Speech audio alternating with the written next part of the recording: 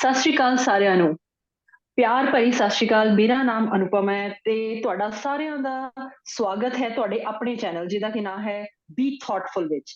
ਤੇ ਅੱਜ ਇਸ ਖਾਸ ਮੌਕੇ ਤੇ ਮਹਿਲਾ ਦਿਵਸ ਦੇ ਖਾਸ ਮੌਕੇ ਤੇ ਮੈਂ ਤੁਹਾਨੂੰ ਸਾਰਿਆਂ ਨੂੰ ਇਸ ਦੀ ਲੱਖ ਲੱਖ ਵਧਾਈ ਦਿੰਦੀ ਹਾਂ। ਤੇ ਸਾਡੇ ਨਾਲ ਇਸ ਟਾਈਮ ਤੇ ਜੁੜੇ ਹੋਏ ਆ ਮੁਨੀਤ ਕੌਰ।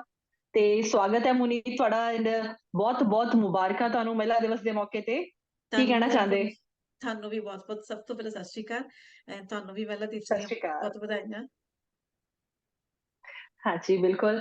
ਤੇ ਸਾਡੇ ਨਾਲ ਦੂਸਰੇ ਹੋਰ ਜੁੜੇ ਹੋਏ ਹੈਗੇ ਆ ਕੰਵਲਜੀਤ ਕੌਰ ਜੋ ਕਿ ਪ੍ਰਿੰਸੀਪਲ ਹੈਗੇ ਆ ਤੇ ਤੁਹਾਨੂੰ ਵੀ ਬਹੁਤ ਬਹੁਤ ਮੁਬਾਰਕ ਮਹਿਲਾ ਦਿਵਸ ਦੇ ਮੌਕੇ ਤੇ। ਕੀ ਕਹਿਣਾ ਚਾਹੁੰਦੇ ਹੋ ਆਪਣੇ ਸਰੋਤਿਆਂ ਨੂੰ? ਹਾਂਜੀ, ਸਭ ਤੋਂ ਪਹਿਲਾਂ ਸਭ ਨੂੰ ਪਿਆਰ ਭਰੀ ਸਤਿ ਸ਼੍ਰੀ ਅਕਾਲ। ਸਭ ਦਾ ਸਵਾਗਤ ਹੈ ਸਾਡੇ ਚੈਨਲ ਤੇ ਔਰ ਸਾਰੀਆਂ ਬਿਊਟੀਫੁਲ ਲੇਡੀਜ਼ ਨੂੰ a very happy international women's day ਔਰ ਮੇਰੇ ਫਰੈਂਡਸ ਨੂੰ ਵੀ ਹੈਪੀ ਵੂਮੈਨਸ ਡੇ। ਹਾਂਜੀ। ਹਾਂਜੀ ਬਹੁਤ ਬਹੁਤ ਧੰਨਵਾਦ। ਤੇ ਅੱਜ ਇਸ ਖਾਸ ਮੌਕੇ ਤੇ ਅਸੀਂ ਜਿਹੜਾ ਟੌਪਿਕ ਵੀ ਲੈ ਕੇ ਆਏ ਆ ਉਹ ਇਸੇ ਦੇ ਨਾਲ ਰਿਲੇਟਡ ਹੈ। ਅਸੀਂ ਇੱਥੇ ਜਿਹੜੇ ਪ੍ਰੈਜ਼ੈਂਟ ਕਰ ਰਹੇ ਹਾਂ ਉਹ ਵੀ ਅਸੀਂ ਮਹਿਲਾਵਾਂ ਆ ਤੇ ਸਾਡੇ ਸਰੋਤਿਆਂ ਵਿੱਚ ਵੀ ਬਹੁਤ ਸਾਰੀਆਂ ਮਹਿਲਾਵਾਂ ਤੇ ਹਰ ਪਰਿਵਾਰ ਦੇ ਵਿੱਚ ਮਹਿਲਾ ਹੁੰਦੀ ਹੈ ਨਾ। ਤੇ ਸੋ ਇੱਕ ਬਹੁਤ ਹੀ ਪੁਰਾਣੀ ਔਰ ਪ੍ਰਸਿੱਧ ਹੈ, ਕਹਿ ਸਕਦੇ ਹੋ ਗੁਰਬਾਣੀ ਦੇ ਵਿੱਚ ਵੀ ਲਿਖਿਆ ਹੋਇਆ ਹੈ ਕਿ ਸੋ ਕਿਉ ਮੰਦਾ ਆਖੀਏ ਜਿਤ ਜੰਮੇ ਰਾਜਾਨ। ਕਿ ਉਸ ਲੇਡੀ ਨੂੰ ਕਿਉਂ ਮਾੜਾ ਕਿਹਾ ਜਾਵੇ ਜਿਸ ਨੇ ਵੱਡੇ ਵੱਡੇ ਰਾਜਾ ਵੱਡੇ ਵੱਡੇ ਯੋਧੇ ਵੱਡੇ ਵੱਡੇ ਸਾਡੇ ਜਿਨ੍ਹਾਂ ਨੇ ਸਾਡੇ ਸਮਾਜ ਵਿੱਚ ਬਹੁਤ ਵੱਡਾ ਯੋਗਦਾਨ ਪਾਇਆ ਹੈ ਉਹਨਾਂ ਨੂੰ ਪੈਦਾ ਕੀਤਾ ਹੈ। ਪਰ ਇਸ ਦੇ ਨਾਲ ਨਾਲ ਹੀ ਇਸ ਚੈਨਲ ਦੇ ਥਰੂ ਇਸ ਮੀਡੀਅਮ ਦੇ ਥਰੂ ਅਸੀਂ ਧਿਆਨ ਉਹਨਾਂ ਕਮੀਆਂ ਵੱਲ ਵੀ ਲਿਜਾਣਾ ਚਾਹੁੰਦੇ ਹਾਂ ਜਿਹੜੀਆਂ ਬਹੁਤ ਵਾਰੀ ਔਰਤ ਦੀ ਸ਼ਲਾਘਾ ਕਰਦੇ ਕਰਦੇ ਜਿਹੜੀਆਂ ਚੀਜ਼ਾਂ ਮਿਸ ਹੋ ਜਾਂਦੀਆਂ ਆ। ਜਿੱਦਾਂ ਸਾਡੇ ਇਤਿਹਾਸ ਗਵਾਹ ਆ ਕਿ ਮਾਤਾ ਗੁਜਰੀ ਵਰਗੇ ਜਿਨ੍ਹਾਂ ਨੇ ਆਪਣਾ ਸਰਬੰਸ ਵਾਰ ਦਿੱਤਾ ਔਰ ਉਹ ਹਿੰਮਤ ਰੱਖੀ ਉਹ ਲੇਡੀਜ਼ ਵੀ ਰਹੀਆਂ। ਤੇ ਸਾਡੇ ਹੀ ਇਤਿਹਾਸ ਗਵਾਹ ਆ ਕਿ ਇਹਦੇ ਵਿੱਚ ਹੋਲਿਕਾ ਵਰਗੀਆਂ ਵੀ ਲੇਡੀਜ਼ ਰਹੀਆਂ, ਮੰਥਰਾ ਵਰਗੀਆਂ ਲੇਡੀਜ਼ ਵੀ ਰਹੀਆਂ। ਤੇ ਇਹ ਦੋਨਾਂ ਦਾ ਹੀ ਕੰਬੀਨੇਸ਼ਨ ਬਣ ਕੇ ਹੀ ਸਾਡੀਆਂ ਜਿਹੜੀਆਂ ਇਸ ਹਿਸਟੋਰਿਕ ਸਟੋਰੀਜ਼ ਬਣੀਆਂ ਜਾਂ ਅੱਜ ਕੱਲ ਦੇ ਟਾਈਮ ਦੇ ਵਿੱਚ ਵੀ ਇਹ ਦੋਨੋਂ ਹੀ ਤਰ੍ਹਾਂ ਦੀਆਂ ਲੇਡੀਜ਼ ਪ੍ਰੈਜ਼ੈਂਟ ਹੁੰਦੀਆਂ। ਅਸੀਂ ਆਪਣੇ ਆਸ-ਪਾਸ ਵਿਚਰਦੇ ਆ ਤਾਂ ਇਹ ਸਭ ਕੁਝ ਦੇਖਦੇ ਆ। ਸੋ ਅੱਜ ਦੇ ਇਸ ਮੌਕੇ ਤੇ ਮੇਰੇ ਮਨ ਵਿੱਚ ਇਹ ਸਵਾਲ ਉੱਠ ਰਿਹਾ ਕਿ ਇੱਕ ਔਰਤ ਦੀ ਜ਼ਿੰਦਗੀ ਵਿੱਚ ਕੀ ਰੋਲ ਹੈ। ਔਰ ਮੈਂ ਪੁੱਛਣਾ ਚਾਹੁੰਦੀ ਕਿ ਕਵਲ ਤੁਸੀਂ ਇਸ ਦੇ ਬਾਰੇ ਕੀ ਸੋਚਦੇ ਆ ਕਿ ਹੈ ਨਾ ਅਸੀਂ ਸੋਚਦੇ ਪਰਿਵਾਰ ਵਿੱਚ ਤਾਂ ਬਥੇਰੇ ਯੋਗਦਾਨ ਦਿੰਦੀ ਆ ਔਰਤ ਹੈ ਨਾ, ਲੇਕਿਨ ਔਰਤ ਦੀ ਜ਼ਿੰਦਗੀ ਦੇ ਵਿੱਚ ਕੀ ਰੋਲ ਹੈ? ਤੁਸੀਂ ਇਸ ਬਾਰੇ ਕੀ ਕਹਿਣਾ ਚਾਹੁੰਦੇ ਹੋ? ਹਾਂਜੀ ਅਨੁਪਮ, ਬਹੁਤ ਹੀ ਖੂਬਸੂਰਤ ਕੁਐਸਚਨ ਹੈ ਕਿਉਂਕਿ ਦੇਖੋ ਔਰਤ ਦੀ ਅਗਰ ਮੈਂ ਗੱਲ ਕਰਾਂ ਤਾਂ ਕਹਿੰਦੇ ਵੀ ਮੈਂ ਔਰਤ ਦੀ ਕੀ ਸਿਫਤ ਕਰਾਂ, ਇਨਸਾਨ ਖੁਦ ਔਰਤ ਦਾ ਜਾਇਆ ਹੈ। ਹਰ ਘਰ ਵਿੱਚ ਔਰਤ ਹੁੰਦੀ ਹੈ, ਔਰਤ ਹਰ ਘਰ ਦਾ ਸਰਮਾਇਆ ਹੈ। ਤੇ ਔਰਤ ਤਾਂ ਹਰ ਘਰ 'ਚ ਹੁੰਦੀ ਹੈ ਕਿਉਂਕਿ ਕਈ ਰੋਲ ਪਲੇ ਕਰਦੀ ਹੈ। ਸਭ ਤੋਂ ਪਹਿਲਾਂ ਮਾਂ ਦਾ ਰੋਲ ਹੈ, ਘਰ 'ਚ ਦਾਦੀ ਮਾਂ ਵੀ ਹੁੰਦੇ ਆ, ਭੈਣਾਂ ਹੁੰਦੀਆਂ ਆ, ਨਨਾਣ ਭਰਜਾਈ ਦਾ ਰਿਸ਼ਤਾ ਹੈ, ਸੱਸ ਨੌਂ ਦਾ ਰਿਸ਼ਤਾ ਹੈ। ਤੇ ਇੱਕ ਔਰਤ ਬਹੁਤ ਸਾਰੇ ਰਿਸ਼ਤਿਆਂ 'ਚ ਬਣੀ ਹੋਈ ਹੈ ਜਿੱਥੇ ਦੂਸਰੀਆਂ ਔਰਤਾਂ ਨਾਲ ਵਿਚਰਦੀ ਹੈ। ਸਭ ਤੋਂ ਪਹਿਲਾਂ ਮਾਂ ਤੇ ਧੀ ਦੇ ਰਿਸ਼ਤੇ ਦੀ ਗੱਲ ਕਰੀਏ, ਬੜਾ ਹੀ ਖੂਬਸੂਰਤ ਰਿਸ਼ਤਾ ਹੈ, ਬੜਾ ਪਿਆਰ ਗੂੜਾ ਪਿਆਰ ਹੁੰਦਾ ਮਾਂ ਧੀ ਦੇ ਵਿੱਚ। ਮਾਂ ਧੀ ਨੂੰ ਸਭ ਕੁਝ ਸਿਖਾਉਂਦੀ ਹੈ, ਹਰ ਛੋਟੀ ਵੱਡੀ ਗੱਲ ਸਿਖਾਉਂਦੀ ਹੈ, ਹਰ ਰੋਜ਼ ਛੋਟੀ ਛੋਟੀ ਗੱਲ ਕਿ ਉਹਨੂੰ ਇਸ ਕਾਬਿਲ ਬਣਾਉਣਾ ਚਾਹੁੰਦੀ ਹੈ ਕਿ ਫਿਊਚਰ 'ਚ ਕਦੀ ਵੀ ਕੋਈ ਵੀ ਪ੍ਰੋਬਲਮ ਆਏ ਤੇ ਮੇਰੀ ਧੀ ਸਟਰੋਂਗਲੀ ਉਹਨੂੰ ਫੇਸ ਕਰ ਸਕੇ, ਉਹ ਮੈਂਟਲੀ ਪ੍ਰਿਪੇਅਰ ਹੋਏ, ਸਟਰੋਂਗ ਹੋਏ, ਹਨਾ, ਅੱਗੇ ਅੱਗੇ ਵੱਧਦੀ ਜਾਏ। ਤੇ ਇਸ ਤਰ੍ਹਾਂ ਮਾਂ ਤੋਂ ਧੀ ਬਹੁਤ ਕੁਝ ਸਿੱਖਦੀ ਹੈ। ਕਈ ਗੁਣ ਮਾਂ ਤੋਂ ਆਟੋਮੈਟਿਕਲੀ ਧੀਆਂ 'ਚ ਆ ਜਾਂਦੇ ਆ। ਜਿਸ ਤਰ੍ਹਾਂ ਅਗਰ ਮਾਂ ਸਪਿਰਿਚੁਅਲ ਹੈ, ਓਦਾਂ ਦੀ ਗੱਲਬਾਤ ਉਹਨਾਂ ਦੀ ਹੋਏਗੀ। ਉਹ ਨਿਤਨੇਮ ਕਰਨਗੇ ਸਵੇਰੇ ਉੱਠ ਕੇ ਤਾਂ ਬੱਚੇ ਉਹ ਦੇਖ ਕੇ ਉਹਨੂੰ ਫੋਲੋ ਕਰਨ ਲੱਗਣਗੇ ਹਨਾ। ਤੇ ਧੀਆਂ ਇਸ ਤਰ੍ਹਾਂ ਕੁਛ ਕੁਆਲਿਟੀਜ਼ ਇਨਹੈਰਿਟ ਕਰ ਲੈਂਦੀਆਂ ਮਦਰਸ ਤੋਂ ਅਨਇੰਟੈਂਸ਼ਨਲੀ ਹੀ ਕਿ ਬਿਨਾਂ ਸਿਖਾਏ ਹੀ ਸਿੱਖ ਜਾਂਦੀਆਂ। ਬਾਕੀ ਬਹੁਤ ਸਾਰੀਆਂ ਚੀਜ਼ਾਂ ਮਾਵਾਂ ਸਿਖਾਉਂਦੀਆਂ ਵੀ ਆ ਧੀਆਂ ਨੂੰ ਤੇ ਬੜਾ ਹੀ ਪਿਆਰਾ ਜਿਹਾ ਰਿਸ਼ਤਾ ਹੈ। ਇਸ ਤਰ੍ਹਾਂ ਇੱਕ ਖੂਬਸੂਰਤ ਰਿਸ਼ਤਾ ਨਨਾਣ ਭਰਜਾਈ ਦਾ ਹੁੰਦਾ, ਫਰੈਂਡਸ ਵਾਂਗੂ। ਸੱਸ ਨੂੰਹ ਦਾ ਰਿਸ਼ਤਾ ਵੀ ਬੜਾ ਇੰਪੋਰਟੈਂਟ ਹੈ ਕਿਉਂਕਿ ਇਹ ਸੱਸ ਨੂੰ ਅੰਤ ਤੱਕ ਨੌਂ ਦੇ ਕੋਲ ਰਹਿਣਾ ਹੁੰਦਾ, ਸੇਵਾ ਕਰਨੀ ਹੁੰਦੀ ਹੈ ਨਾ, ਤੇ ਮਾਵਾਂ ਵਾਲਾ ਪਿਆਰ ਦੇਣਾ ਹੁੰਦਾ ਕਿਉਂਕਿ ਉਹਦੀ ਆਪਣੀ ਧੀ ਤਾਂ ਵਿਆਹ ਤੋਂ ਬਾਅਦ ਸਸੁਰਾਲ ਚਲੀ ਜਾਂਦੀ ਹੈ। ਤੇ ਉਹ ਇੱਕ ਸਟਰੋਂਗ ਬੌਂਡ ਹੋ ਸਕਦਾ ਅਗਰ ਇੱਕ ਦੂਸਰੇ ਦੀ ਇਮੋਸ਼ਨਸ ਨੂੰ ਸਮਝਿਆ ਜਾਏ। ਤੇ ਇਸ ਤਰ੍ਹਾਂ ਘਰ ਤੋਂ ਬਾਹਰ ਵੀ ਬਹੁਤ ਸਾਰੇ ਰਿਸ਼ਤੇ ਇੱਕ ਲੜਕੀ ਬਣਾਉਂਦੀ ਹੈ। ਉਹਦੀਆਂ ਫਰੈਂਡਸ ਹੋਣਗੀਆਂ, ਫੀਮੇਲ ਟੀਚਰਸ ਉਹਨੂੰ ਗਾਈਡ ਕਰਨਗੇ, ਉਹ ਵੀ ਲੇਡੀਜ਼ ਨਾਲ ਰਿਸ਼ਤੇ ਜਿਹੜੇ ਬਣਦੇ ਆ। ਭੈਣਾਂ ਭੈਣਾਂ ਦਾ ਰਿਸ਼ਤਾ ਬੜਾ ਹੀ ਪਿਆਰਾ ਹੈ, ਮਤਲਬ ਹਰ ਚੀਜ਼ ਸ਼ੇਅਰ ਕਰ ਸਕਦੀ ਹੈ ਇੱਕ ਲੜਕੀ ਆਪਣੀ ਭੈਣ ਨਾਲ, ਹਨਾ। ਇਸ ਤਰ੍ਹਾਂ ਇੱਕ ਲੇਡੀ ਦੀ ਲਾਈਫ 'ਚ ਦੂਸਰੇ ਲੇਡੀਜ਼ ਦਾ ਰੋਲ ਬਹੁਤ ਇੰਪੋਰਟੈਂਟ ਰਹਿੰਦਾ ਹਮੇਸ਼ਾ ਕਿਉਂਕਿ ਉਹ ਇੱਕ ਦੂਸਰੇ ਨੂੰ ਸਮਝ ਕੇ ਐਕਸੈਪਟ ਕਰਕੇ ਅਗਰ ਪਿਆਰ ਨਾਲ ਰਿਸਪੈਕਟ ਨਾਲ ਚੱਲਿਆ ਜਾਏ ਤੇ ਜ਼ਿੰਦਗੀ ਬੜੀ ਖੂਬਸੂਰਤ ਹੋ ਸਕਦੀ ਹੈ ਇੱਕ ਔਰਤ ਦੀ। ਅਗਰ ਸਾਰੀ ਉਹਦੀ ਲਾਈਫ 'ਚ ਆਉਣ ਵਾਲੀਆਂ ਸਾਰੀਆਂ ਔਰਤਾਂ ਉਹਦੀ ਮਾਂ ਦੀ ਤਰ੍ਹਾਂ ਔਰ ਬਾਕੀ ਕਈ ਵਾਰੀ ਕਿਤੇ ਕਿਤੇ ਜਦੋਂ ਬਹੁਤ ਕਲੋਜ਼ ਰਿਸ਼ਤਾ ਹੈ ਉਹਨਾਂ ਦੀ ਤਰ੍ਹਾਂ ਅਗਰ ਰਿਸਪੈਕਟ ਕਰਨ, ਪਿਆਰ ਕਰਨ ਤੇ ਵਾਕਈ ਜ਼ਿੰਦਗੀ ਖੂਬਸੂਰਤ ਬਣਾਈ ਜਾ ਸਕਦੀ ਹੈ। ਹਾਂਜੀ। ਹਾਂਜੀ, ਬਹੁਤ ਵਧੀਆ ਤੁਸੀਂ ਗੱਲ ਕੀਤੀ। ਬਚਪਨ ਤੋਂ ਹੀ ਹੈ ਨਾ ਅਸੀਂ ਔਰਤ ਦੇ ਨਾਲ ਹੀ ਅਸੀਂ ਵਿਚਰਦੇ ਹਾਂ, ਇੱਕ ਮਾਂ ਤੋਂ ਅਸੀਂ ਪੈਦਾ ਹੁੰਦੇ ਆ, ਪੂਰਾ ਹੀ ਸੰਸਾਰ ਮਾਂ ਤੋਂ ਪੈਦਾ ਹੁੰਦਾ ਹੈ ਨਾ। ਤੇ ਤੁਸੀਂ ਬਹੁਤ ਵਧੀਆ ਗੱਲ ਕੀਤੀ ਕਿ ਧੀ ਮਾਂ ਦੀ ਗੱਲ ਕੀਤੀ ਕਿ ਅਸੀਂ ਆਪਣੇ ਆਪ ਆਟੋਮੈਟਿਕਲੀ ਸਹਿਜ ਗਿਆਨ ਦੇ ਥਰੂ ਬਹੁਤ ਸਾਰੀਆਂ ਚੀਜ਼ਾਂ ਸਿੱਖ ਜਾਂਦੇ ਹਾਂ, ਜਿਹਦੇ ਬਾਰੇ ਕਿ ਸਾਨੂੰ ਅਹਿਸਾਸ ਵੀ ਨਹੀਂ ਹੁੰਦਾ ਕਿ ਅਸੀਂ ਕਦੋਂ ਸਿੱਖ ਗਏ। ਪਰ ਉਹਦੇ ਨਾਲ ਹੀ ਮੈਂ ਇਹ ਚੀਜ਼ ਦੇਖੀ ਹੈ ਆਪਣੀ ਸੁਸਾਇਟੀਜ਼ ਦੇ ਵਿੱਚ ਵੀ, ਔਰ ਤੁਸੀਂ ਵੀ ਪੱਕੀ ਗੱਲ ਹੈ, ਇਸ ਗੱਲ ਦਾ ਇਤਫਾਕ ਰੱਖੋਗੇ ਕਿ ਬਹੁਤ ਵਾਰੀ ਤੁਸੀਂ ਵੀ ਇਹ ਚੀਜ਼ ਨੂੰ ਨੋਟਿਸ ਕੀਤਾ ਹੋਣਾ ਕਿ ਕੁਝ ਰਿਸ਼ਤਿਆਂ 'ਚ ਔਰਤ ਔਰਤ ਨੂੰ ਸਹਿਯੋਗ ਨਹੀਂ ਦਿੰਦੀ, ਹੈ ਨਾ? ਇਹਦੇ ਬਾਰੇ ਮੈਂ ਚਾਹੁੰਦੀ ਹਾਂ ਕਿ ਮੁਨੀਤ ਤੁਸੀਂ ਕੀ ਕਹਿਣਾ ਚਾਹੋਗੇ? ਅਹ ਸਭ ਤੋਂ ਪਹਿਲਾਂ ਤਾਂ ਮੈਂ ਇਹ ਕਹਿਣਾ ਚਾਹਾਂਗੀ ਕਿ ਔਰਤ ਇਸ ਕਾਇਨਾਤ ਦੀ ਸਭ ਤੋਂ ਖੂਬਸੂਰਤ ਰਚਨਾ ਹੈ ਔਰ ਉਹ ਇੰਨੀ ਕੀ ਪਾਵਰਫੁਲ ਹੈ, ਇੰਨੀ ਕੀ ਸ਼ਕਤੀਸ਼ਾਲੀ ਹੈ ਕਿ ਉਹਦੇ ਵਿੱਚ ਹਰ ਚੀਜ਼ ਨੂੰ ਚੇਂਜ ਕਰਨ ਦੀ ਸਮਰੱਥਾ ਹੈ। ਚਾਹੇ ਉਹ ਫੈਮਿਲੀ ਹੈ, ਚਾਹੇ ਉਹ ਸਾਡਾ ਸਮਾਜ ਹੈ, ਚਾਹੇ ਉਹ ਸਾਡਾ ਦੇਸ਼ ਹੈ। ਔਰਤ ਇੰਨੀ ਕੀ ਪਾਵਰਫੁਲ ਹੈ ਕਿ ਉਹ ਮਤਲਬ ਕਿਸੇ ਮੋਲਡ ਕਰਨ ਦੀ ਸਮਰੱਥਾ ਰੱਖਦੀ ਹੈ। ਜਿੱਥੋਂ ਤੱਕ ਤੁਹਾਡਾ ਕੁਐਸਚਨ ਹੈ ਕਿ ਔਰਤ ਜਿਹੜੀ ਹੈਗੀ ਹੈ ਕਿ ਦੂਸਰੀ ਔਰਤ ਨੂੰ ਸਹਿਯੋਗ ਕਰਦੀ ਹੈ ਜਾਂ ਉਹਦੀ ਸਪੋਰਟ ਕਰਦੀ ਹੈ ਜਾਂ ਨਹੀਂ। ਜੇਕਰ ਅਗਰ ਮੈਂ ਆਪਣੇ ਆਪਣੇ ਨਿੱਜੀ ਤੌਰ ਤੇ ਆਪਣੇ ਵਿਚਾਰਾਂ ਨੂੰ ਇੱਥੇ ਰੱਖਾਂ ਤਾਂ ਮੈਂ ਇਸ ਨੂੰ ਕਾਫੀ ਬ੍ਰੌਡ ਐਸਪੈਕਟ ਤੋਂ ਦੇਖਦੀ ਹਾਂ। ਸਭ ਤੋਂ ਪਹਿਲਾਂ ਤਾਂ ਮੈਂ ਅਗਰ ਗੱਲ ਕਰਾਂ ਵਰਕਿੰਗ ਵੂਮਨਸ ਦੀ, ਕੰਮਕਾਜੀ ਮਹਿਲਾਵਾਂ ਦੀ, ਤਾਂ ਇਹ ਤਾਂ ਕਾਮਨ ਹੈ, ਇਹ ਤਾਂ ਸਾਡੀ ਇੱਕ ਸਾਡੀ ਧਾਰਨਾ ਕਹਿ ਲਓ ਜਾਂ ਅਸੀਂ ਇਹ ਆਮ ਤੌਰ ਤੇ ਹੀ ਦੇਖਦੇ ਹਾਂ ਕਿ ਮਰਦ ਪ੍ਰਧਾਨ ਸਮਾਜ ਦੇ ਵਿੱਚ ਔਰਤ ਦਾ ਅੱਗੇ ਵਧਣਾ ਮੁਸ਼ਕਿਲ ਹੀ ਨਹੀਂ, ਬਹੁਤ ਸੰਘਰਸ਼ਮਈ ਹੈ। ਅਗਰ ਮਰਦ ਪ੍ਰਧਾਨ ਸਮਾਜ ਦੇ ਵਿੱਚ ਔਰਤ ਕੋਈ ਪੋਜੀਸ਼ਨ ਜਾਂ ਕੋਈ ਉੱਚੀ ਪਦਵੀ ਹਾਸਲ ਕਰਦੀ ਹੈ ਤਾਂ ਉਹਦੇ ਪਿੱਛੇ ਉਸਦੀ ਬਹੁਤ ਹੀ ਸਖਤ ਮਿਹਨਤ ਔਰ ਲਗਨ ਹੁੰਦੀ ਹੈ। ਬਟ ਅਜਿਹਾ ਵੀ ਦੇਖਾ ਗਿਆ ਹੈ ਕਿ ਕੰਮਕਾਜੀ ਮਹਿਲਾਵਾਂ ਇੱਕ ਦੂਸਰੇ ਦੀ ਲੈਗ ਪੁਲਿੰਗ ਕਰਦੀਆਂ ਹਨ, ਕਿਉਂਕਿ ਮੇਰੇ ਹਿਸਾਬ ਨਾਲ ਔਰਤ ਦੇ ਵਿੱਚ ਨਾ ਇੱਕ ਪਰਮਾਤਮਾ ਨੇ ਇਹ ਚੀਜ਼ ਸ਼ੁਰੂ ਤੋਂ ਹੀ ਇੱਕ ਪਾ ਕੇ ਭੇਜੀ ਆ ਕਿ ਕੋਈ ਵੀ ਔਰਤ ਜਿਹੜੀ ਹੈਗੀ ਆ ਉਹ ਹਮੇਸ਼ਾ ਭੀੜ ਦੇ ਵਿੱਚੋਂ ਆਪਣੇ ਆਪ ਨੂੰ ਉਹ ਅਲੱਗ ਦੇਖਣਾ ਚਾਹੁੰਦੀ ਆ, ਇੱਕ ਤਾਰੇ ਦੀ ਤਰ੍ਹਾਂ ਉਸ ਭੀੜ ਦੇ ਵਿੱਚੋਂ ਆਪਣੇ ਆਪ ਨੂੰ ਇੱਕ ਅਲੱਗ ਉਹ ਚਮਕਦਾ ਦੇਖਣਾ ਚਾਹੁੰਦੀ ਆ। ਤਾਂ ਇਸ ਦੇ ਲਈ ਮੈਨੂੰ ਲੱਗਦਾ ਕਿ ਔਰਤ ਦੇ ਵਿੱਚ ਇੱਕ ਜੈਲਸੀ ਹਾਂਜੀ, ਫੈਕਟਰ। ਸੌਰੀ ਮੈਂ ਤੁਹਾਨੂੰ ਇੰਟਰਰਪਟ ਕਰ ਰਹੀ। ਮੈਨੂੰ ਇਸ ਤੁਹਾਡੀ ਗੱਲ ਤੋਂ ਬਹੁਤ ਸਹੀ ਗੱਲ ਯਾਦ ਆਈ ਕਿ ਬਿਲਕੁਲ ਜਦੋਂ ਲੇਡੀਜ਼ ਮੇਕਅਪ ਵੀ ਕਰਦੀਆਂ ਜਾਂ ਤਿਆਰ ਵੀ ਹੁੰਦੀਆਂ ਤਾਂ ਉਹਨਾਂ ਨੂੰ ਹੁੰਦਾ ਹੈ ਕਿ ਮੇਰੀ ਡਰੈਸ ਸਾਰਿਆਂ ਤੋਂ ਵਧੀਆ ਹੋਵੇ, ਮੈਂ ਜੀ ਸਭ ਤੋਂ ਵਧੀਆ ਨਿਖਰ ਕੇ ਆਵਾਂ, ਹੈ ਜੀ ਨਾ? ਇਹ ਚੀਜ਼ ਬਿਲਕੁਲ ਹੁੰਦੀ ਹੈ। ਬਿਲਕੁਲ। ਬਿਲਕੁਲ ਬਿਲਕੁਲ ਸਹੀ, ਉਹ ਬਿਲਕੁਲ ਭੀੜ ਤੋਂ ਅਲੱਗ ਦਿਸਣਾ ਚਾਹੁੰਦੀ ਹੈ, ਇੱਕ ਤਾਰੇ ਵਾਂਗੂ। ਤਾਂ ਇੱਕ ਜੈਲਸੀ ਫੈਕਟਰ ਜਿਸ ਨੂੰ ਕਹਿੰਦੇ ਆ ਉਹ ਜ਼ਰੂਰ ਹੋ ਜਾਂਦਾ ਕਿ ਹਰ ਔਰਤ ਨੂੰ ਇਹ ਹੁੰਦਾ ਕਿ ਮੈਂ ਅੱਗੇ ਵਧਾਂ, ਕਿਉਂਕਿ ਮੈਂ ਅੱਗੇ ਜਾਵਾਂ। ਔਰ ਇੱਕ ਔਰਤ ਦਾ ਇੱਕ ਹੋਰ ਚੀਜ਼ ਆ, ਇਸ ਨੂੰ ਚਾਹੇ ਆਪਾਂ ਉਸਦੀ ਮਤਲਬ ਉਹਦੀ ਥਾਟ ਪ੍ਰੋਸੈਸ ਨਾਲ ਸੀ ਇਹਨੂੰ ਸ਼ਾਇਦ ਮੈਂ ਰਿਲੇਟ ਕਰ ਸਕਾਂ ਕਿ ਔਰਤ ਜਿਹੜਾ ਸਥਾਨ ਆ ਨਾ ਉਹਦੀ, ਚਾਹੇ ਘਰ ਦੇ ਵਿੱਚ ਉਹਦਾ ਸਥਾਨ ਆ, ਚਾਹੇ ਉਹਦੇ ਆਫਿਸ ਦੇ ਵਿੱਚ ਜਿਹੜੀ ਉਹਦਾ ਜੋ ਵੀ ਸਥਾਨ ਆ, ਉਹ ਛੇਤੀ ਕਿਤੇ ਉਹ ਛੱਡ ਨਹੀਂ ਸਕਦੀ, ਉਹ ਛੱਡਣਾ ਚਾਹੁੰਦੀ ਵੀ ਨਹੀਂ, ਉਹ ਛੇਤੀ ਛੱਡ ਵੀ ਨਹੀਂ ਸਕਦੀ।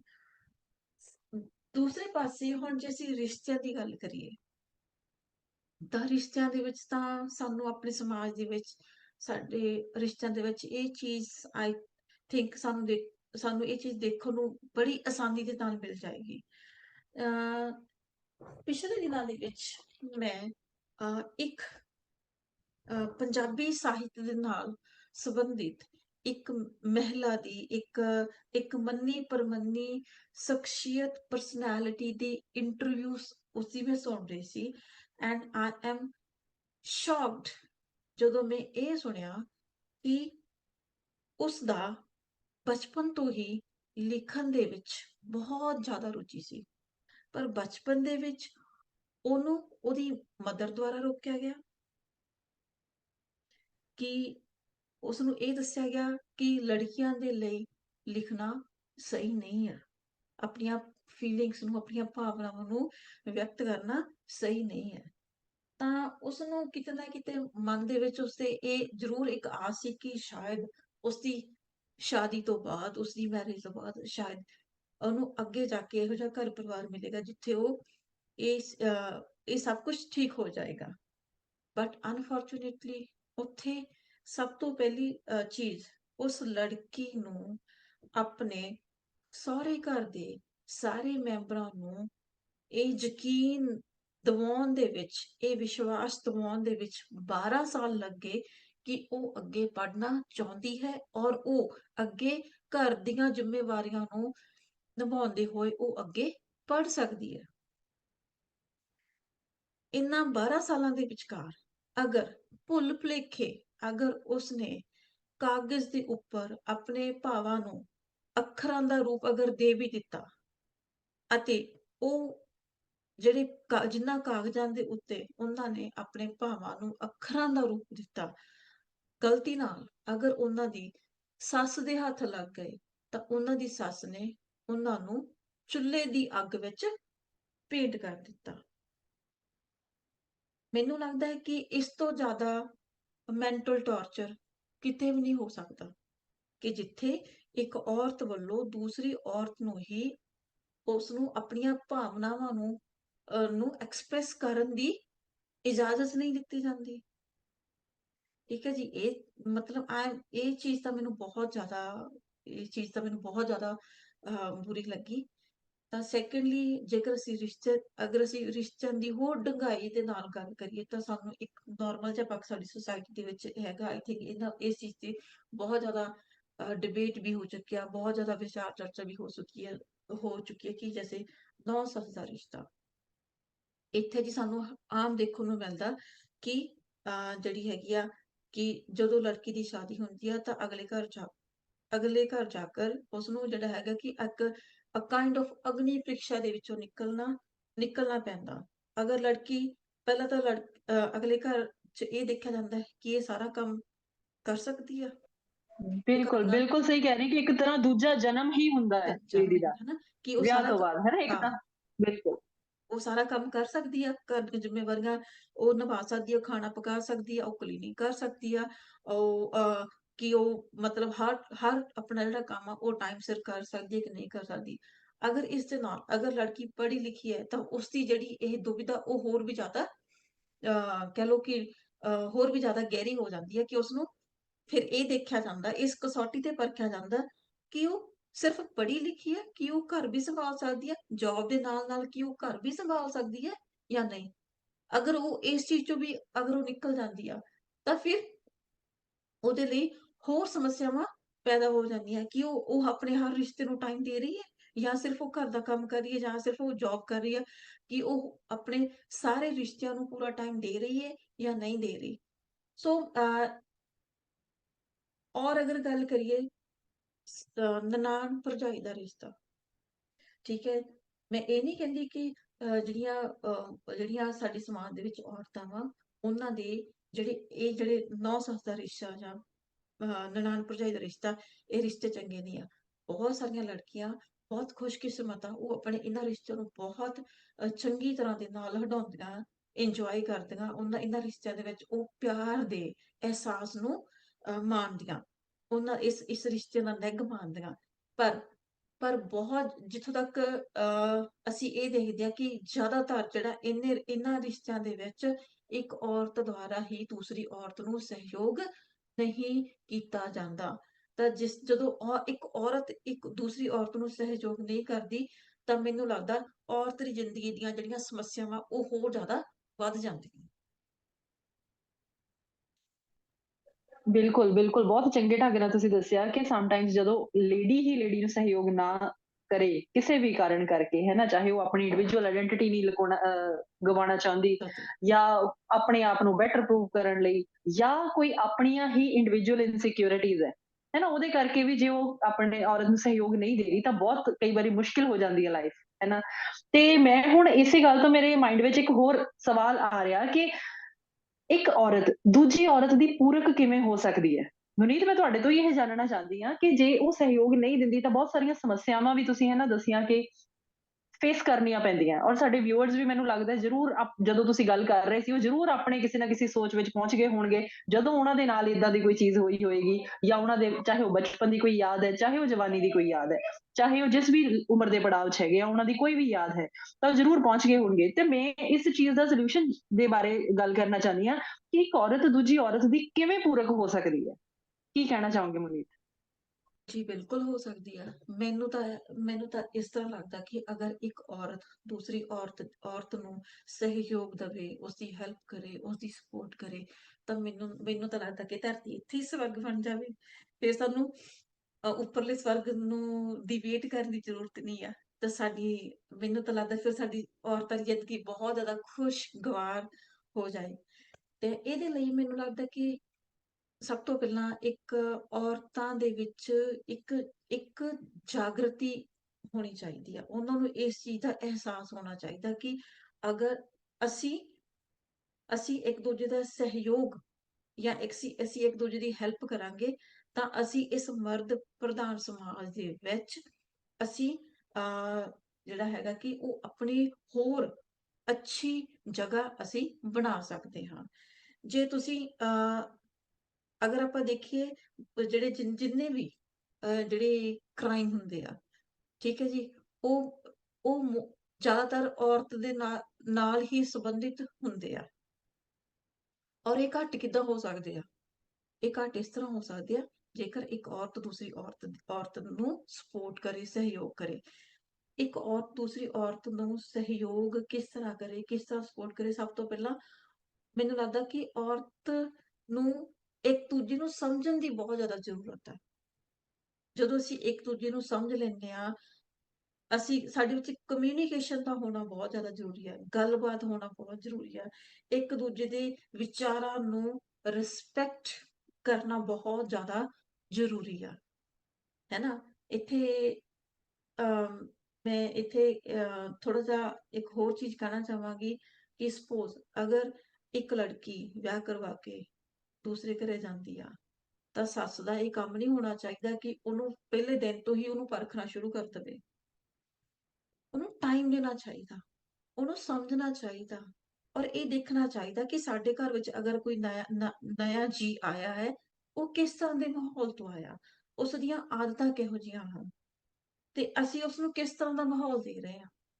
ਅਗਰ ਸਿਰਫ ਗੱਲ ਇੰਨੀ ਸਮਝਣ ਦੀ ਜ਼ਰੂਰਤ ਹੈ, ਤਾਂ ਡੈਫੀਨੇਟਲੀ ਕਹਿੰਦੇ ਹੁੰਦੇ ਨਾ ਕਿ ਜੇ ਅਗਰ ਇੱਕ ਇਨਸਾਨ ਕਦਮ ਵਧਾ ਰਿਹਾ ਤੇ ਦੂਸਰਾ ਇਨਸਾਨ ਵੀ ਕਦਮ ਅੱਗੇ ਆਪਣਾ ਵਧਾਏਗਾ ਹੀ ਵਧਾਏਗਾ।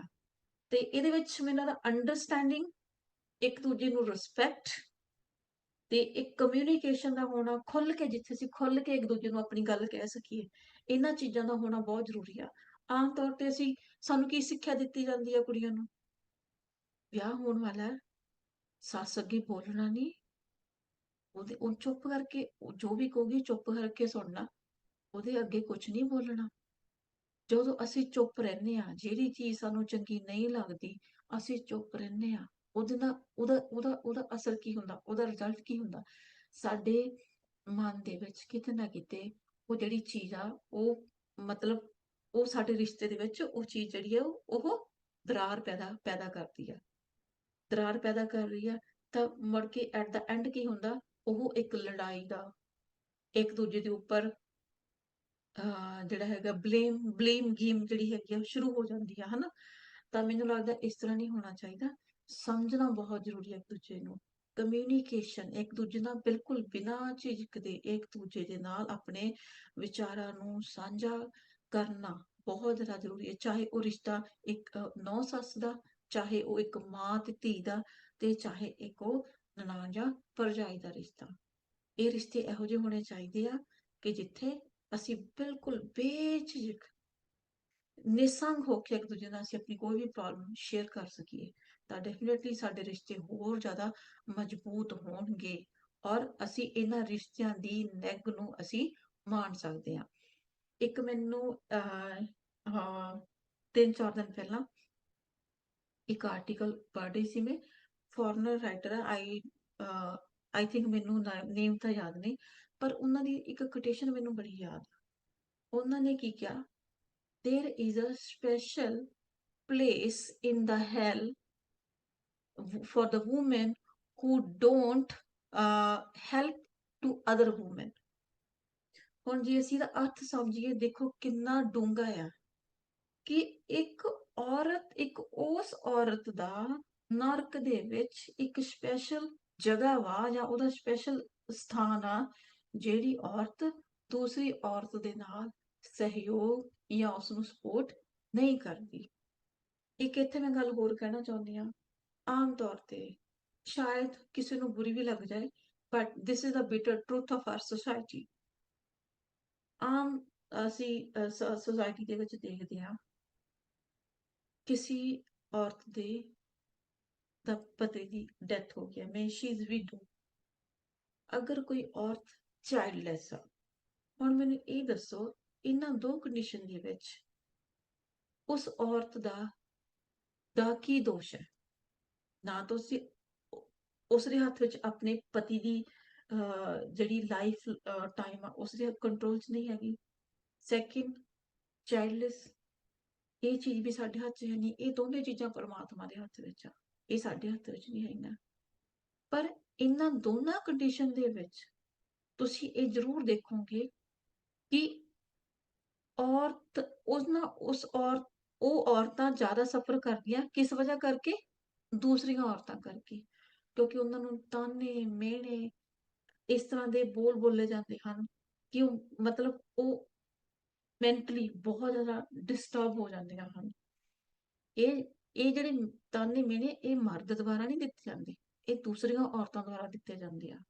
ਮੈਨੂੰ ਇੱਥੇ ਇਹ ਚੀਜ਼ ਸਮਝ ਨਹੀਂ ਆਉਂਦੀ ਕਿ ਇੰਨਾ ਤਾਂ ਮੈਨੂੰ ਲੱਗਦਾ ਕਿ ਸਾਡੀ ਸੋਚ, ਸਾਡੀ ਸਮਝ ਕੰਮ ਕਰਦੀ ਹੈ ਕਿ ਕੁਝ ਚੀਜ਼ਾਂ ਸਾਡੇ ਹੱਥ ਵਿੱਚ ਨਹੀਂ ਹੁੰਦੀਆਂ, ਇਹ ਪਰਮਾਤਮਾ ਦੇ ਹੱਥ ਵਿੱਚ ਹੁੰਦੀਆਂ, ਤੇ ਉਸ ਦੇ ਲਈ ਵੀ ਅਸੀਂ ਔਰਤ ਨੂੰ ਜ਼ਿੰਮੇਵਾਰ ਮੰਨਦੇ ਹਾਂ ਕਿ ਇਹ ਸਭ ਤੇਰੇ ਨਾਲ ਹੋਇਆ।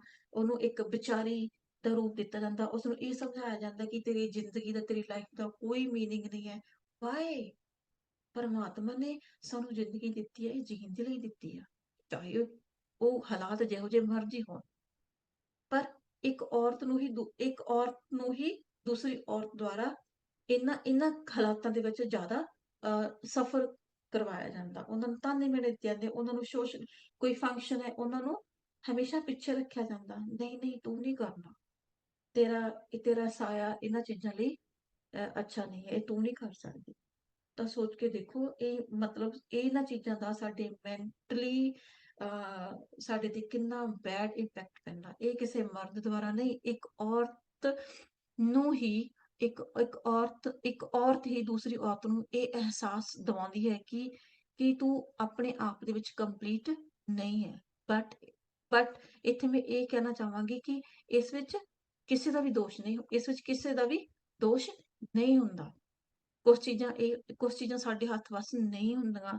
ਤਾਂ ਮੈਨੂੰ ਲੱਗਦਾ ਜਿੱਥੇ ਇਹੋ ਜਿਹੀ ਕੰਡੀਸ਼ਨ ਆ, ਉੱਥੇ ਤਾਂ ਸਗੋਂ ਸਿਰਫ ਰਿਸ਼ਤਿਆਂ ਦੇ ਵਿੱਚ ਹੀ ਨਹੀਂ, ਸਾਡੇ ਸਮਾਜ ਦੀਆਂ ਸਾਰੀਆਂ ਔਰਤਾਂ ਨੂੰ ਇੱਕ ਦੂਜੇ ਨੂੰ ਸਹਿਯੋਗ ਜਾਂ ਹੈਲਪ ਜਾਂ ਸਪੋਰਟ ਜ਼ਰੂਰ ਕਰਨੀ ਚਾਹੀਦੀ ਹੈ। ਤਾਂ ਮੈਨੂੰ ਲੱਗਦਾ ਕਿ ਜੇਕਰ ਅਸੀਂ ਇੱਕ ਔਰਤ ਦੂਸਰੀ ਔਰਤ ਦੇ ਪੂਰਕ ਹੋਵੇ ਜਾਂ ਉਸਨੂੰ ਸਹਿਯੋਗ ਕਰੇ, ਉਸਨੂੰ ਸਪੋਰਟ ਕਰੇ, ਤਾਂ ਮੈਨੂੰ ਲੱਗਦਾ ਕਿ ਸਾਨੂੰ ਹੋਰ ਕਿਤੇ ਵੀ ਸਵਰਗ ਲੱਭਣ ਦੀ ਜ਼ਰੂਰਤ ਨਹੀਂ ਹੈ। ਤਾਂ ਇਹ ਪੂਰੀ ਧਰਤੀ ਹੀ ਸਵਰਗ ਹੋ ਜਾਏਗੀ। ਇੱਕ ਔਰਤ ਦੀ ਜ਼ਿੰਦਗੀ ਬਹੁਤ ਜ਼ਿਆਦਾ ਖੁਸ਼ਗਵਾਰ ਹੋ ਜਾਏਗੀ। ਔਰ ਮਤਲਬ ਹਾਲੇ ਤੱਕ ਅਸੀਂ ਇਹੀ ਕਹਿੰਦੇ ਆ ਰਹੇ ਹਾਂ ਕਿ ਜਿਹੜੀ ਔਰਤ ਦੀ ਜ਼ਿੰਦਗੀ ਹੈ ਜੀ ਬਹੁਤ ਸੌਖੀ ਨਹੀਂ ਹੈ, ਇਹ ਬਹੁਤ ਔਖੀ ਆ। ਤਾਂ ਮੈਨੂੰ ਲੱਗਦਾ ਅਸੀਂ ਫਿਰ ਇਹ ਕਹਿਣਾ ਸ਼ੁਰੂ ਕਰ ਦੇਵਾਂਗੇ ਕਿ ਅਗਰ ਤੁਹਾਡਾ ਸਰੀਰ ਇੱਕ ਔਰਤ ਦਾ ਹੈ, then you are the lucky one, ਤੁਸੀਂ ਬਹੁਤ ਲੱਕੀ ਹੋ। ਤੇ ਇਹ ਸਾਡੇ ਹੱਥ ਵਿੱਚ ਹੀ ਆ, ਇਹ ਅਸੀਂ ਕਰ ਸਕਦੇ ਹਾਂ। ਸਿਰਫ ਲੋੜ ਹੈ ਇੱਕ ਸੋਚ ਬਦਲਣ ਦੀ ਲੋੜ ਆ, ਇੱਕ ਖੁੱਲ ਕੇ ਗੱਲ ਕਰਨ ਦੀ ਲੋੜ ਆ, ਇੱਕ ਦੂਜੇ ਨੂੰ ਸਮਝਣ ਦੀ ਲੋੜ ਆ। ਮੇਰੇ ਹਿਸਾਬ ਦੇ ਨਾਲ ਇਹ ਚੀਜ਼ ਪੋਸੀਬਲ ਹੈ। Nothing is impossible. ਇਹ ਪੋਸੀਬਲ ਹੈ, ਸਿਰਫ ਥੋੜੀ ਜੀ ਸਾਨੂੰ ਕੋਸ਼ਿਸ਼ ਕਰਨ ਦੀ ਜ਼ਰੂਰਤ ਹੈਗੀ ਆ। I think so. ਹਾਂਜੀ ਬਿਲਕੁਲ, ਬਹੁਤ ਵਧੀਆ ਤੁਸੀਂ ਮੈਸੇਜ ਦਿੱਤਾ ਕਿ ਔਰਤ ਦੀ ਜ਼ਿੰਦਗੀ ਨੂੰ ਕਿੱਦਾਂ ਉਹ ਪੂਰੀ ਕਰ ਸਕਦੀ ਹੈ ਨਾ? ਜਿੱਦਾਂ ਤੁਸੀਂ ਗੱਲ ਕੀਤੀ ਕਿ ਕਮਿਊਨੀਕੇਸ਼ਨ ਬਹੁਤ ਜ਼ਰੂਰੀ ਹੈ, ਮਿਊਚੁਅਲ ਅੰਡਰਸਟੈਂਡਿੰਗ, ਮਿਊਚੁਅਲ ਰਿਸਪੈਕਟ ਹੋਣਾ ਕਿਸੇ ਵੀ ਰਿਸ਼ਤੇ ਵਿੱਚ, ਚਾਹੇ ਉਹ ਦੋ ਔਰਤਾਂ ਦੇ ਹੀ ਰਿਸ਼ਤੇ ਦੇ ਵਿੱਚ ਬਹੁਤ ਜ਼ਰੂਰੀ ਹੈ, ਉਹ ਕੋਈ ਵੀ ਰਿਸ਼ਤਾ ਹੋਵੇ।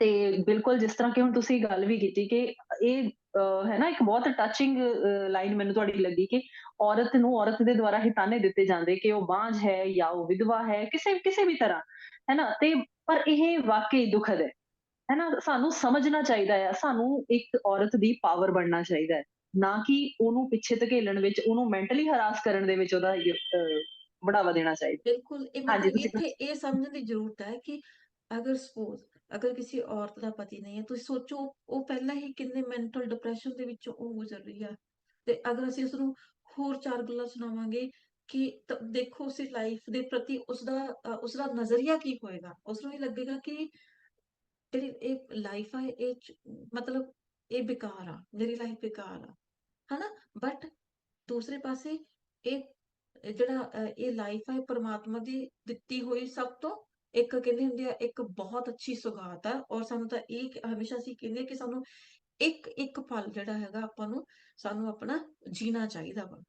ਮਤਲਬ ਅਗਰ ਅਸੀਂ ਉਹ ਜਿਹੜੀ ਸਾਨੂੰ ਪਰਮਾਤਮਾ ਨੇ ਦਾਤ ਦਿੱਤੀ ਆ, ਅਸੀਂ ਉਸਨੂੰ ਆਪਣੇ ਮਨ ਦੇ ਨਾਲ ਖੁਸ਼ੀ ਦੇ ਨਾਲ ਨਹੀਂ ਜੀਂਦੇ, ਇਟ ਮੀਨਸ ਅਸੀਂ ਉਸ ਵਾਹਿਗੁਰੂ ਨੂੰ, ਉਸ ਪਰਮਾਤਮਾ ਨੂੰ ਦਾ ਅਸੀਂ ਕਿਤੇ ਨਾ ਕਿਤੇ ਅਸੀਂ ਉਸਨੂੰ ਉਹਨਾਂ ਦੀ ਰਿਸਪੈਕਟ ਨਹੀਂ ਕਰ ਰਹੇ, ਉਹਨਾਂ ਦੀ ਦਿੱਤੀ ਹੋਈ ਚੀਜ਼ ਨੂੰ ਅਸੀਂ ਰਿਸਪੈਕਟ ਨਹੀਂ ਕਰ ਰਹੇ, ਹਨਾ? ਇੱਥੇ ਇਹ ਚੀਜ਼ ਸਮਝਣ ਦੀ ਬਹੁਤ ਜ਼ਿਆਦਾ ਜ਼ਰੂਰਤ ਹੈ।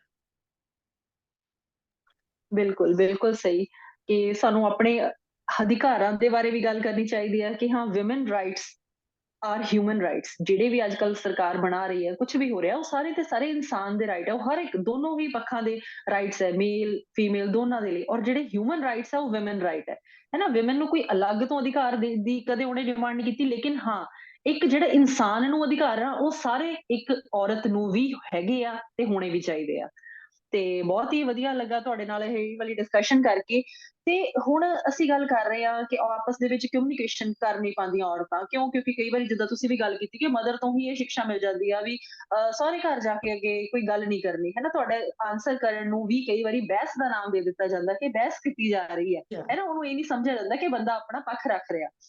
ਤੇ ਹੁਣ ਇਸ ਤਰ੍ਹਾਂ ਦੀ ਸਿਚੁਏਸ਼ਨ ਦੇ ਵਿੱਚ ਇੱਕ ਔਰਤ ਦਾ ਜਿਹੜਾ ਸਰਵਪੱਖੀ ਵਿਕਾਸ ਹੈ, ਉਹਦੇ ਵੱਲ ਧਿਆਨ ਦੇਣ ਦੀ ਕਿੰਨੀ ਲੋੜ ਹੈ ਤਾਂ ਕਿ ਉਹ ਫਿਊਚਰ ਦੇ ਵਿੱਚ ਆਪਣੇ ਆਪ ਨੂੰ ਖੜਾ ਕਰ ਸਕੇ ਔਰ ਚੰਗੀ ਤਰ੍ਹਾਂ ਇੱਕ ਮਿਸਾਲ ਕਾਇਮ ਕਰ ਸਕੇ ਔਰਤ ਸਮਾਜ ਲਈ। ਸੋ ਮੈਂ ਇਹ ਚੀਜ਼ ਪੁੱਛਣਾ ਚਾਹੁੰਦੀ ਹਾਂ ਕਵਲਜੀਤ ਕੋਲੋਂ ਕਿ ਕਵਲਜੀਤ ਤੁਸੀਂ ਦੱਸੋ ਕਿ ਇੱਕ ਔਰਤ ਦੇ ਸਰਵਪੱਖੀ ਦਾ ਆਪਣਾ ਜਿਹੜਾ ਉਹਦਾ ਸਰਵਪੱਖੀ ਵਿਕਾਸ ਹੈ, ਉਹਦੇ ਲਈ ਧਿਆਨ ਦੇਣ ਦੀ ਉਹਨੂੰ ਕਿੰਨੀ ਕੁ ਲੋੜ ਹੈ? ਹਾਂਜੀ ਅਨੁਪਮ, ਜਿੱਥੋਂ ਤੱਕ ਸਰਵਪੱਖੀ ਵਿਕਾਸ ਦੀ ਗੱਲ ਹੈ, ਹਰ ਇਨਸਾਨ ਲਈ ਜ਼ਰੂਰੀ ਹੈ ਕਿ ਸਰਵਪੱਖੀ ਵਿਕਾਸ ਹੋਵੇ, ਆਲਰਾਊਂਡ ਡਿਵੈਲਪਮੈਂਟ ਹੋਵੇ। ਪਰ ਔਰਤ ਲਈ ਹੋਰ ਵੀ ਜ਼ਿਆਦਾ ਜ਼ਰੂਰੀ ਹੋ ਜਾਂਦਾ ਹੈ ਕਿਉਂਕਿ ਔਰਤ ਦਾ ਰੋਲ ਹੋਰ ਵੀ ਜ਼ਿਆਦਾ ਇੰਪੋਰਟੈਂਟ ਹੈ। ਜਿਸ ਤਰ੍ਹਾਂ ਕਿਹਾ ਜਾਂਦਾ ਨਾ ਕਿ ਇੱਕ ਮਰਦ ਪੜ੍ਹਦਾ ਉਹ ਇਕੱਲਾ ਹੀ ਪੜ੍ਹਦਾ, ਬਟ ਇੱਕ ਔਰਤ ਨੂੰ ਅਗਰ ਪੜ੍ਹਾ ਦਿੱਤਾ ਜਾਵੇ ਤਾਂ ਪੂਰੀ ਫੈਮਿਲੀ ਪੜ੍ਹ ਜਾਂਦੀ, ਨੈਕਸਟ ਜਨਰੇਸ਼ਨ ਪੜ੍ਹ ਜਾਂਦੀ ਹੈ, ਕਿਉਂਕਿ ਉਹਨੇ ਬੱਚਿਆਂ ਨੂੰ ਐਜੂਕੇਟ ਕਰਨਾ ਹੁੰਦਾ ਹੈ ਨਾ। ਔਰ ਮਤਲਬ ਔਰਤ ਨੇ ਪੂਰੀ ਫੈਮਿਲੀ ਦੀ ਟੇਕ ਕੇਅਰ ਤਾਂ ਕਰਨੀ ਹੁੰਦੀ ਆ, ਉਹਦੀ ਮਲਟੀਟਾਸਕਿੰਗ ਚੱਲਦੀ ਰਹਿੰਦੀ ਹਰ ਟਾਈਮ।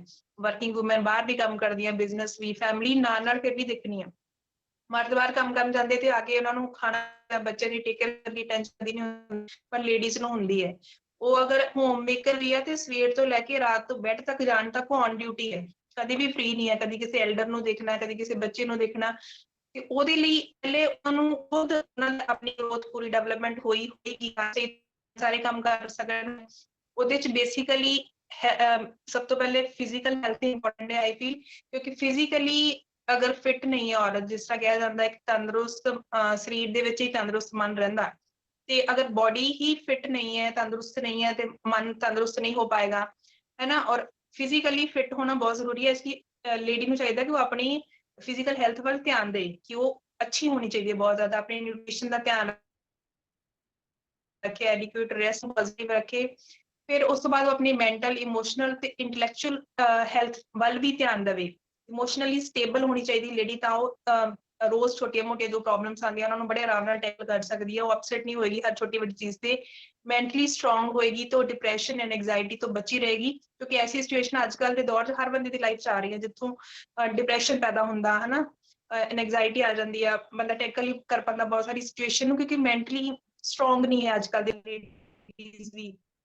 ਇਹ ਸਾਰੀਆਂ ਚੀਜ਼ਾਂ ਇੱਕ ਲੇਡੀਜ਼ ਦਾ ਹੋਣਾ ਬਹੁਤ ਹੀ ਜ਼ਰੂਰੀ ਹੈ ਕਿ ਉਹ ਮੈਂਟਲੀ ਸਟਰੋਂਗ ਹੋਏ, ਇਮੋਸ਼ਨਲੀ ਸਟਰੋਂਗ ਹੋਏ, ਸਟੇਬਲ ਹੋਏ, ਇੰਟੈਲੈਕਚੁਅਲ ਗਰੋਥ ਉਹਦੀ ਹੋਏ, ਤਾਂ ਕਿ ਉਹ ਕੁਝ ਕੰਟਰੀਬਿਊਟ ਕਰ ਸਕੇ। ਸਭ ਤੋਂ ਪਹਿਲੇ ਆਪਣੇ ਲਈ ਤੇ ਉਹਨੂੰ ਫਿਟ ਹੋਣਾ ਜ਼ਰੂਰੀ ਹੈ, ਆਲ ਰਾਊਂਡ ਡਿਵੈਲਪਮੈਂਟ ਉਹਦੀ ਜ਼ਰੂਰੀ ਹੈ, ਫਿਰ ਫੈਮਿਲੀ ਲਈ ਜ਼ਰੂਰੀ ਹੈ, ਕਿਉਂਕਿ ਫੈਮਿਲੀ ਦੀ ਟੇਕ ਕੇਅਰ ਲੇਡੀ ਨੇ ਕਰਨੀ ਹੈ। ਇਹ ਰੋਲ ਉਹਨੂੰ ਆਟੋਮੈਟਿਕਲੀ ਅਸਾਈਨ ਹੋ ਜਾਂਦਾ ਹੈ ਕਿ ਸਾਰੀ ਬੱਚਿਆਂ ਦੀ, ਐਲਡਰਸ ਦੀ, ਹਸਬੈਂਡ ਦੀ, ਸਭ ਦੀ ਰਿਸਪੌਂਸਿਬਿਲਿਟੀ ਤੇਰੇ ਤੇ ਹੀ ਹੈ। ਨਾਲ ਤੂੰ ਸਾਈਡ ਤੇ ਕੁਝ ਕਰਨਾ ਤੇ ਨਹੀਂ ਕਰਨਾ, that is another thing, but ਇਹ ਤੇ ਰਿਸਪੌਂਸਿਬਿਲਿਟੀ ਅਸਾਈਨਡ ਹੈ ਜੀ। ਤੇ ਉਹ ਅਸਾਈਨਡ ਰੋਲ ਇਹਨੂੰ ਅੱਛੀ ਤਰੀਕੇ ਨਾਲ ਕਦੋਂ ਪਲੇ ਕਰ ਪਾਏਗੀ, ਜਦੋਂ ਖੁਦ ਫਿਟ ਹੈ, ਫਿਜ਼ੀਕਲੀ, ਮੈਂਟਲੀ ਵੀ ਉਹ ਸਟਰੋਂਗ ਹੈ।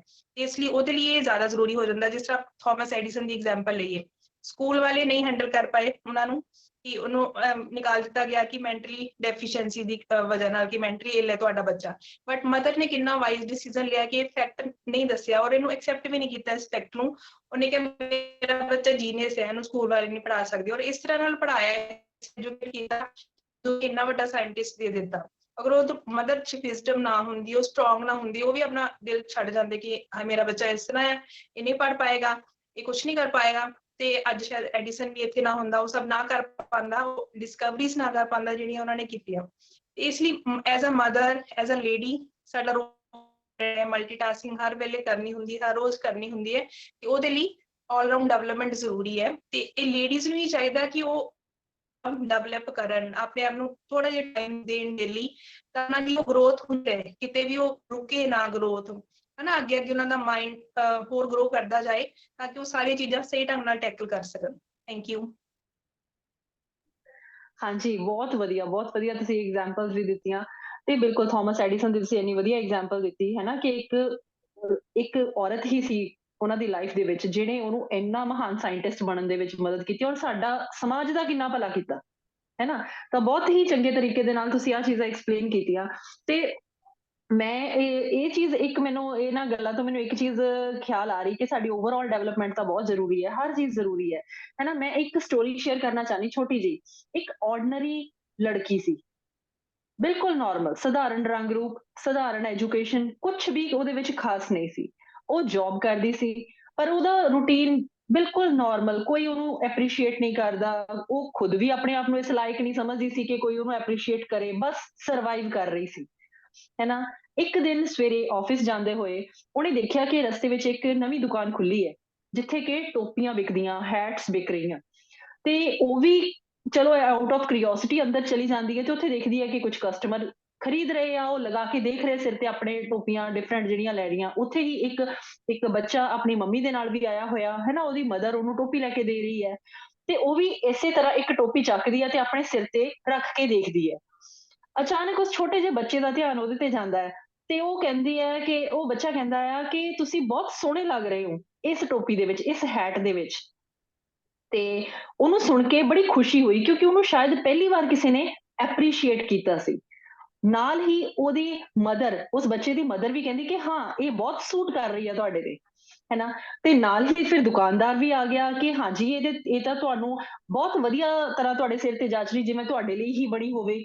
ਉਹਨੂੰ ਇਹ ਚੀਜ਼ਾਂ ਸੁਣ ਕੇ ਫਿਰ ਉਹਨੇ ਆਪਣੇ ਆਪ ਨੂੰ ਦੁਬਾਰਾ ਸ਼ੀਸ਼ੇ ਵਿੱਚ ਦੇਖਿਆ, ਤੇ ਉਹਨੂੰ ਲੱਗਾ ਵਾਕਈ ਕਿ ਹਾਂ ਉਹਨੂੰ ਇਹ ਚੀਜ਼ ਚੰਗੀ ਲੱਗ ਰਹੀ ਹੈ, ਉਹਨੂੰ ਵਧੀਆ ਲੱਗਿਆ ਆਪਣੇ ਆਪ ਦੇ ਵਿੱਚ ਕਿ ਮੇਰੇ ਤੇ ਇਹ ਸੂਟ ਕਰ ਰਹੀ ਆ। ਤਾਂ ਉਹਨੇ ਸੋਚਿਆ ਕਿ ਉਹ ਇਸਨੂੰ ਪਰਚੇਜ਼ ਕਰੇਗੀ, ਕਾਊਂਟਰ ਤੇ ਗਈ, ਪੇਮੈਂਟ ਕੀਤੀ, ਤੇ ਉਸ ਤੋਂ ਬਾਅਦ ਉਹ ਆਪਣੇ ਆਫਿਸ ਤੇ ਚਲੀ ਗਈ। ਤੇ ਆਫਿਸ ਜਾ ਕੇ ਜਦੋਂ ਜਾ ਰਹੀ ਸੀ ਆਫਿਸ ਦੇ ਵਿੱਚ, ਰਸਤੇ ਵਿੱਚ ਉਹਨੇ ਦੇਖਿਆ ਕਿ ਰਸਤਾ ਵੀ ਉਹਨੂੰ ਸੋਹਣਾ ਲੱਗਣ ਲੱਗ ਗਿਆ, ਹਵਾ ਨੂੰ ਉਹ ਮਹਿਸੂਸ ਕਰਨ ਲੱਗੀ, ਪੈਦਲ ਚੱਲਦੇ ਹੋਏ ਵੀ, ਹੈ ਨਾ। ਜਿਹੜੇ ਰਸਤੇ 'ਚ ਕਿਤੇ ਫੁੱਲ ਖਿਲੇ ਹੋਏ ਸੀ, ਤਾਂ ਉਹਨਾਂ ਨੂੰ ਦੇਖ ਕੇ ਵੀ ਉਹਨੂੰ ਲੱਗ ਰਿਹਾ ਸੀ ਕਿ ਹਾਂ ਅੱਜ ਦਿਨ ਬੜਾ ਸੋਹਣਾ ਹੈ। ਆਫਿਸ ਪਹੁੰਚੀ, ਸਮਾਈਲ ਦੇ ਨਾਲ ਸਾਰਿਆਂ ਨੂੰ ਮਿਲੀ, ਕਿਉਂਕਿ ਅੰਦਰ ਇੱਕ ਕੌਨਫੀਡੈਂਸ ਸੀ ਉਹਦੇ। ਸਭ ਨੂੰ ਸਮਾਈਲ ਦੇ ਨਾਲ ਮਿਲਦੀ ਆ, ਸਾਰੇ ਉਹਨੂੰ ਚੰਗੀ ਤਰ੍ਹਾਂ ਵਿਸ਼ ਵੀ ਕਰਦੇ ਆ, ਗੁੱਡ ਮਾਰਨਿੰਗ ਕਰਦੇ ਆ। ਓਵਰਆਲ ਉਹਦਾ ਸਾਰਾ ਦਿਨ ਅੱਜ ਬੜਾ એનર્ਜੈਟਿਕ ਤੇ ਬੜਾ ਹੀ ਜੋਇਫੁਲ ਰਹਿੰਦਾ ਹੈ, ਖੁਸ਼ ਰਹਿੰਦੀ ਆ ਉਹ ਪੂਰਾ ਦਾ ਪੂਰਾ ਆਪਣੇ ਦਿਨ ਵਿੱਚ। ਜਦੋਂ ਉਹ ਸ਼ਾਮ ਨੂੰ ਆਪਣੇ ਘਰ ਆਉਂਦੀ ਆ, ਉਹਦੇ ਮਦਰ ਦਰਵਾਜ਼ਾ ਖੋਲਦੇ ਆ, ਤੇ ਮਦਰ ਵੀ ਉਹਨੂੰ ਦੇਖ ਕੇ ਇੱਕਦਮ ਖੁਸ਼ ਹੋ ਜਾਂਦੇ ਆ ਕਿ ਅੱਜ ਤੇਰੀਆਂ ਅੱਖਾਂ ਵਿੱਚ ਬਹੁਤ ਚਮਕ ਹੈ, ਉਹ ਕਹਿੰਦੀ ਹਾਂ ਅੱਜ ਮੇਰਾ ਦਿਨ ਬਹੁਤ ਵਧੀਆ ਗਿਆ, ਇੰਨੇ ਸਾਲਾਂ ਵਿੱਚੋਂ ਅੱਜ ਦਾ ਦਿਨ ਮੇਰਾ ਬੈਸਟ ਦਿਨ ਸੀ ਮੇਰੀ ਲਾਈਫ ਦਾ। ਕਹਿੰਦੀ ਇਹ ਸਾਰਾ ਕੁਝ ਹੋਇਆ ਇਸ ਟੋਪੀ ਕਰਕੇ। ਉਹਨੇ ਆਪਣੇ ਸਿਰ ਵੱਲ ਇਸ਼ਾਰਾ ਕੀਤਾ ਕਿ ਇਸ ਟੋਪੀ ਕਰਕੇ। ਤੇ ਉਹਦੀ ਮਾਂ ਦੇਖ ਕੇ ਹੈਰਾਨ ਹੁੰਦੀ ਹੈ ਕਿ ਟੋਪੀ ਕਿਹੜੀ, ਕਿ ਤੇਰੇ ਸਿਰ ਤੇ ਤਾਂ ਕੋਈ ਵੀ ਟੋਪੀ ਨਹੀਂ ਹੈ। ਫਿਰ ਉਹ ਵੀ ਹੈਰਾਨ ਹੁੰਦੀ ਹੈ ਆਪਣੇ ਸਿਰ ਤੇ ਹੱਥ ਲਗਾ ਕੇ ਕਿ ਹਾਂ ਵੀ ਮੇਰੇ ਸਿਰ ਤੇ ਤਾਂ ਕੋਈ ਟੋਪੀ ਨਹੀਂ ਹੈ, ਤੇ ਮੇਰੀ ਟੋਪੀ ਗਈ ਕਿੱਥੇ? ਕੀ ਮੈਂ ਆਫਿਸ ਵਿੱਚ ਕਿਤੇ ਛੱਡ ਆਈ ਜਾਂ ਕਿਤੇ ਰਸਤੇ ਵਿੱਚ ਮੈਂ ਸੁੱਟ ਆਈ? ਫਿਰ ਉਹਨੂੰ ਯਾਦ ਆਇਆ ਕਿ ਜਦੋਂ ਉਹਨੇ ਪੇਮੈਂਟ ਕੀਤੀ ਸੀ ਤਾਂ ਟੋਪੀ ਤਾਂ ਉਹ ਉਸੇ ਦੁਕਾਨ ਤੇ ਭੁੱਲ ਗਈ ਸੀ। ਲੇਕਿਨ ਇਹ ਅਹਿਸਾਸ ਕਿ ਉਹ ਆਪ ਬਿਊਟੀਫੁਲ ਹੈ, ਉਹ ਆਪ ਸੁੰਦਰ ਹੈ, ਉਹ ਵਧੀਆ ਲੱਗ ਰਹੀ ਹੈ, ਇਹ ਖੁਸ਼ੀ ਨੇ ਹੀ ਉਹਦਾ ਅੱਜ ਦਾ ਦਿਨ ਸਾਰਾ ਵਧੀਆ ਕਰ ਦਿੱਤਾ।